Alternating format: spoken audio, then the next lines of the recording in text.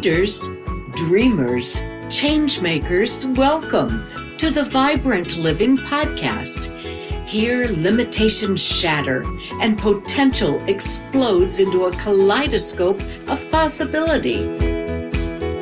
At the helm, Donna Tashjian, life mastery coach and founder of Vibrant Living International, weaves godly wisdom and Christian perspective into every step, empowering you to discover your purpose and light up your world. Here is your host, Donna.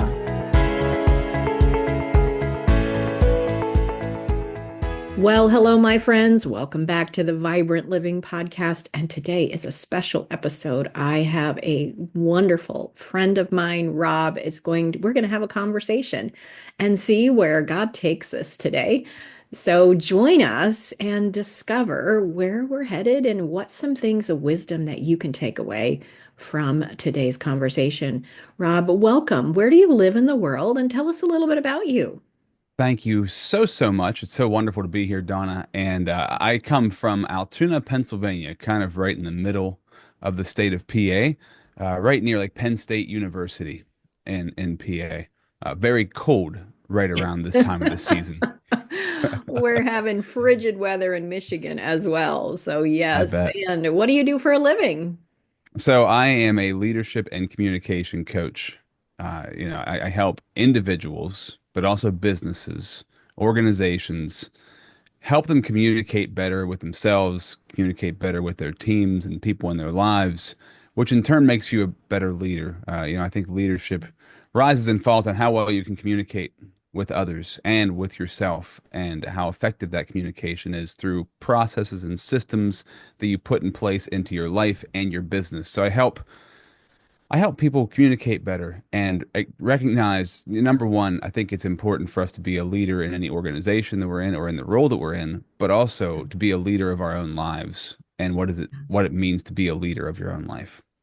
I love that last part. One of my speech coaches was talking about when you're communicating, it's not just what you say, it's not what they hear you say. It's then the thing that they say in their head about what you said. Yeah. I was like, whoa.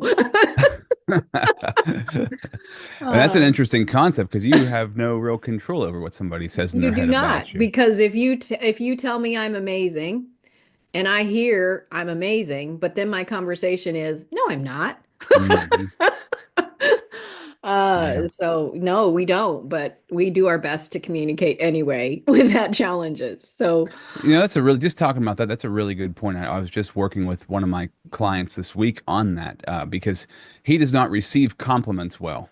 mhm. And we were just talking about his business and why it is where it is. And that's the main thing that I brought up in our conversation this week was, well, we could talk about all of these systems we can put in place, but if we don't get to the root of, you Right. accepting when somebody says something nice to you, and you saying nice things to yourselves, and believing Right. that you are the person that other people say you are, because he gets lots of compliments, but he doesn't receive them. If you don't receive them, you're never going to get to where you want to go, and you can fight and force things to happen. But if you don't believe yourself that you're worthy, you don't believe yourself that you're doing good, nobody else is. You're not going to climb to the heights you could climb to, and it's also going to be hard for you to ever fully connect with somebody. Absolutely. I was talking with one of my clients this past month, and she was receiving compliments, and she said every time they say it, I'm like, no, I'm not. I'm awful or whatever. So no negative self-talk. And she said, I wish they'd wish complimenting me, because then I feel bad. Like I feel worse because of the self-talk that's going on in her. And I said, well, are you done arguing with God? And she's like, what? And I said, God said you're amazing. God said you're fabulous. Yeah. And anytime someone is agreeing with God, you're arguing that you know better. And Yeah. she'd never looked at it that way. Because God says we're fabulous and intricate and amazing and wonderfully made and all those things. And every time we talk bad about ourselves, we're really arguing with him and what he has said. And that never gets us the results that we're looking for. And sometimes we think it's humble or being, all of those things, but it's really pride because we're arguing with God. So anyway, we're headed somewhere. I don't know where, but this is an interesting conversation. That's a really good point. Yeah, I always think about God counting the hairs in my head. When I get to heaven, I'm going to ask him how many hairs do I Mhm. have? Like that's a Mhm. lot. That's a just a amazing thing to think about that he knows the hairs, number of hairs on everybody's head. I love that concept. He knows us very intimately and he loves us and thinks very highly of us. Yeah, So why should we not do that for ourselves? And not gonna lie, Donna, that's been a struggle for me throughout my life of like understanding that and accepting that and owning that. So I work pretty hard on myself to remember that on a daily basis. You can't see my screens right now, but the backgrounds on two of my monitors are just goals for myself. One, to become who God created me to be, shedding off my false self. One is to deal with the anger, frustration, and irritation, emotionally regulating myself. And another one is being okay with people not being okay with me. yeah, The that's a anxious to big one. secure attachment, right? Because I've noticed, I've identified in my own personal life, like one of my biggest setbacks is a fear of man and not a fear of God. So Yeah, changing that from fearing God and not fearing man. And I think that many of us struggle with that in our lives. absolutely.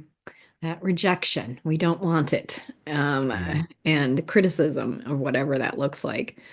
So, as you've been telling me a little bit, and we got getting acquainted with each other, I know that there's some different seasons that are going on in your life. And with this cold weather, thinking about the season that we're in, what comes to mind when I say the word seasons to you? Isn't it funny when you're in a season it seems like the season's never going to end. It's like, oh my gosh, just this winter season in Pennsylvania has been exceptionally cold. And it's like, Mhm. boy, every day, it's like, is this ever gonna end? Now you know what it is. And I know every single year as I roll into January and February, I always think the same thing. Every single year. This year I think is more so than others, but Yeah. um it is a constant and you know it's coming. So reminding yourself like seasons come, seasons go. And when you're in the middle of a season, it seems like it's going to last forever, but just from the past, if you read the word of God, you know this, but also if you've just lived enough life, okay, this season will pass and it'll be a distant memory. And actually, I'll look back on it kind of fondly and I'll be able to see hindsight, wow, how many great things came out of that difficult season, Mhm. right? But we can get so, and we all know people like this in our life that some people have such a difficult or stressful season, traumatic season in their life, they never get out of that season Correct. and they stay stuck in that place for the rest of their life. And that's not how God created us. And God created us to be able to adapt to change and to know, Mhm. I used to say the thing, everything happens for a reason. I used to say that a lot.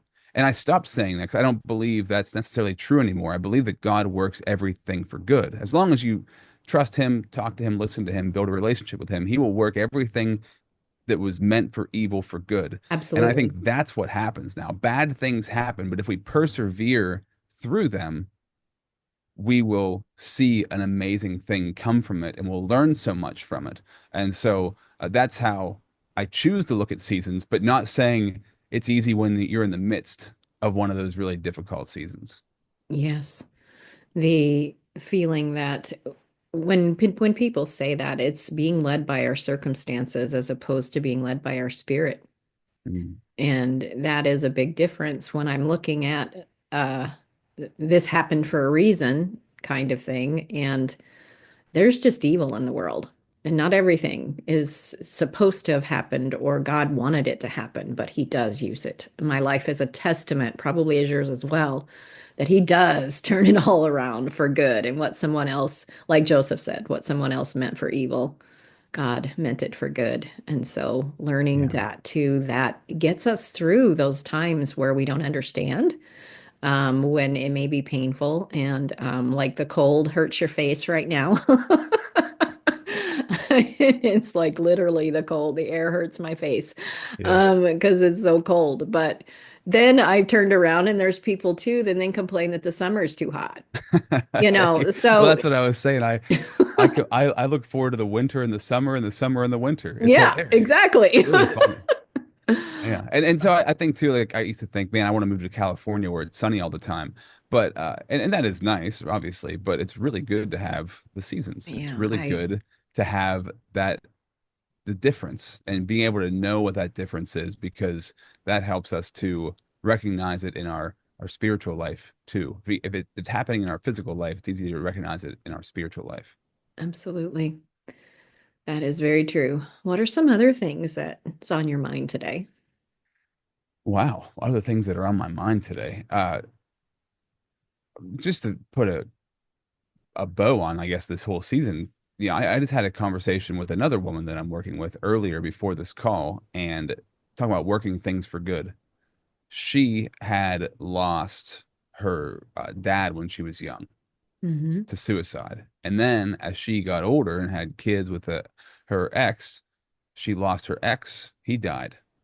And she went back and looked at her lineage, and so many women in her family had lost the man in their life, and the kids were fatherless. Hmm. And it's a generational curse. And she like pinpointed this. And so what a tragic thing to have happen. And what that is something that will, that happens in your life and it really wreaks havoc on your life. And you know what she decided to do? She decided, well, God decided to give her this message. She decided to take action on it, but she started the memorial fund called the Soul Survivors Memorial Fund. And in that fund, she gives scholarships to kids who have lost a family member, who have lost a parent Hmm. in their life and helps them to go to college and or achieve whatever dream it is that they want to achieve. And she gives them scholarship money to be able to go do that thing. And I thought, wow, what a perfect example of taking what the enemy meant for evil and what he's been doing for evil for generations in her family. And she's Right. going to turn around. She's going to break those generational curses off of her family, and she's going to break it off of other people's families also by giving that scholarship, giving them hope, and giving them an example of like, just because something bad happened doesn't mean it can't be turned around and used for good. And I just thought, like, what a great example. And that didn't happen for a reason. People in her life weren't, No. dying. It doesn't have to happen, right? That can be Right. broken, but Right. she's going to use it for good. And I think so. An overarching message today is what is going on in your life that you can use for good? What is the theme in your life? I always talk about making your mess your message. What's the Hmm. mess? What mess do you have? And it might be going on right now. How could you turn it into a message and choose to look at it? My mentor, Ray, one of the best things he ever instilled in me is that everything's a blessing depending on how you look at it. Yeah. And sometimes it's really hard to see the blessing when it's happening, Hmm. right? But if you can choose to get a new perspective, you'll see the blessing. And it Yeah. might not show up right away. It might take a couple of years for it to show up. Every situation is different, but there is a blessing in everything that happens to us if we look for it. And I know that's super easy to say and can be really hard to do sometimes. But what other way is there to look at something? What other way would you choose to look at something? We need to look at things in that sort of way. And somebody might say that's looking at life with rose-colored glasses on. And maybe it is, but why would I not want to look at life that way? Absolutely. I call those gifts wrapped in sandpaper. I think you said that on my podcast, I feel like. I probably did. I say it a Yeah. lot. That's a great way of looking at it. Gift Because wrapped in it's not like sandpaper. it's not a pretty bow, a pretty package. You're like, yes, I've always wanted this. It's Yeah. not one of those things. And it's just like, what is the gift in it? When you begin to look for the wisdom, the nuggets, the things we can learn. And usually it takes a little bit of time if it was painful Yeah. to figure out what that is, but learning to do that. So when you talk with leaders, are you with me and thinking everybody is a leader or they just don't know it? Yeah, well, I mean, that's is true because I never thought of myself as a leader Right. until I'd say a handful of years ago. I was just like, why would I want to be a leader? That sounds like a lot of responsibility, Yeah. and it just sounds like, oh man, it sounds boring, and it Uh, sounds like I don't know, so many different things. And then I started to realize, like, well, why is this wrong? Why is this a mess in my life? Why are these things not the way I want them to be? Why is something not the way I want it to be in my life? It's because I'm not leading it. I'm letting an outside force lead it. I'm letting something else make decisions for me instead of me making decisions. I'm not being decisive, and I was never a very decisive person. And so, luckily, my wife is very decisive, and I've I'm trying to learn from her, like, oh, she just makes decisions. She just goes for it. And that's what I need to do too. And that not that making a decision doesn't mean it's going to be perfect. And that decision might lead to problems. That decision might lead to you doing some problem solving, but that's actually a good thing. So in order to be a leader, you've got to be able to problem solve. And we can't avoid problems in life because problems are where solutions come from, and solutions are where the steps forward come from, right? So taking action is more important than doing the perfect thing because there is no perfect thing. And so, yeah, I think everybody has the potential for leadership inside of them, but we have to, well, either we decide to be a leader or we're forced into it somewhere in our life. And Yeah. hopefully, in those situations, we decide to take ownership of that and recognize that what, just like I said earlier, what other choice do you have? Letting the world kind of decide what happens to you, or you decide? Yes. Whatever you tolerate will dominate. Yeah.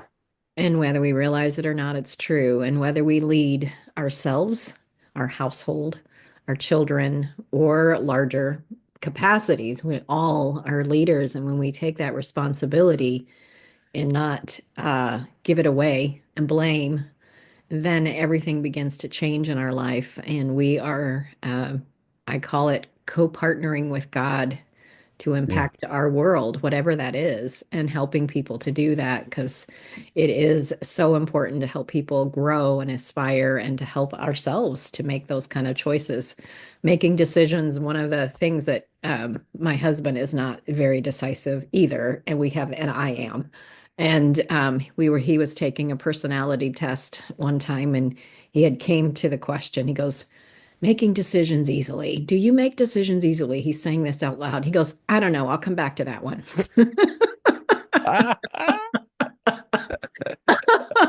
Oh, that's so good. That's so good. Oh my gosh. And isn't it funny? That's kind of how God, I mean, some guys are very decisive, but usually, I don't know if this is true or not. At least it seems to be for me. Usually the guy is less decisive, the woman is more decisive, and we have to, it's almost like this open challenge for guys to make decisions because that's what women want us to do. At least the women in our lives. I wonder if you agree with this or not, Donna. I think that women want the man to take control and make decisions. The guy usually wants to kind of acquiesce that over to the wife, and we have to reverse those rules. And that takes work. You have to be very intentional Yeah, about what you're doing. I think it works well when you talk about it and make them together. Yes. And so I think that's what I would aspire to having the most is I want to be heard and to be able to make those decisions together. And ultimately, somebody has to decide. Hmm. But whoever decides, then it's our decision, not he made that decision and it was wrong. And Mm, it's all in how you approach it when it becomes a team. It's a us. It's no longer are we one. We're not two people. We're one. And so when we can learn to live like that and celebrate like that, then it's a great harmony and each other's strengths complement each other. And so my husband's more analytical. He sees the things I don't always see right. and I'm quicker to make a decision. And so just having that balance brings harmony in our lives and learning. We're talking about a lot of stuff today. But So, isn't it interesting that you can be analytical and still be decisive hmm because decision making is just taking action and moving forward. right. And if you're too analytical, it's the analysis or paralysis by Paralysis. analysis, right? Like if I analyze everything and I never make a decision, that's not going to work. But if I analyze everything, but still, I know I just got to choose, and then I can steer the ship from there. Right. But the ship's got to get out of the port first for it to go anywhere. So Right. I got to make a decision, and then I can navigate that. And I think for me, that's something in this season that I'm really learning how to do. And I think that at the top of the list of all of this is integrity. And if you have integrity for yourself, which to me just means keeping promises to myself that I've made, the Yes. more integrous you are with yourself, the better decisions you're going to make and the more confident in your decisions. Because if we're steered by the ways of the world and steered by comparison and steered by, well, what are people going to think? That's where we get stuck in analytics. At least for me, that's how it's gone for me. But the more I understand who I am, the better decisions I can make and the quicker I can make them and the better I know who God is, the better I understand who I am, which makes sense as to why God put with man, like we're right below God. We have to answer to him, right? So we have Right. to follow along with his lead. And so if I'm not in tune with what he wants, then I'm gonna make the wrong decisions, and I'm Right. probably gonna be pretty indecisive. Very true. So, how can people get in touch with you if they want to learn more about your leadership and other services that you provide? All of my leadership stuff, you can go to leadimpacttransform.com. That's where you'll find out about, my leadership platform, mastermind, and all of those different things. But I also have another platform, my Pro Podcaster Academy. That's at robzwentz.com.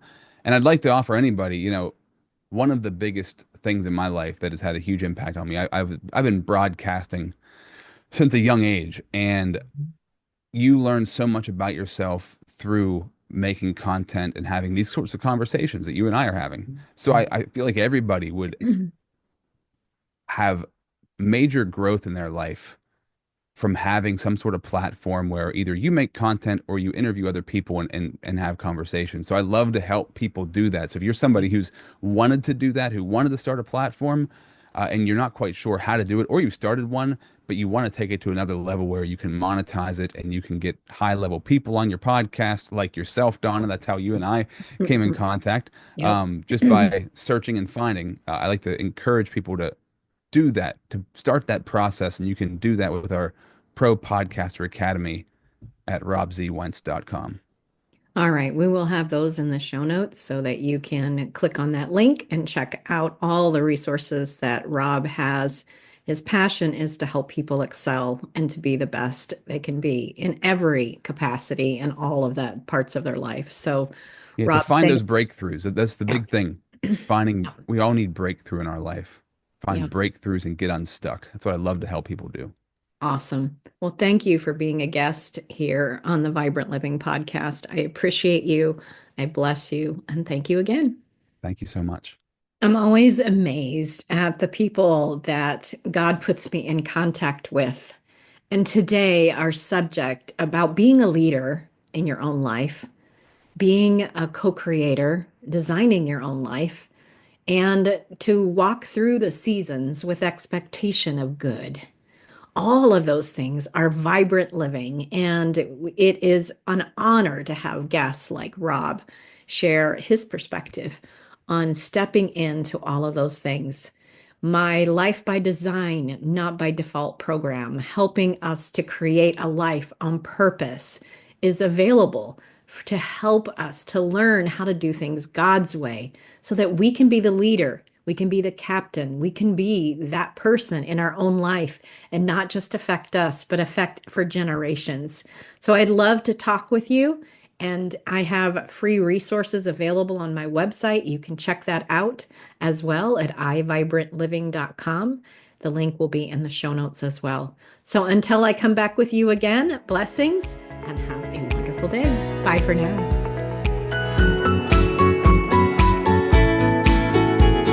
I hope your soul feels ignited, your spirit nourished, and your mind buzzing with possibilities.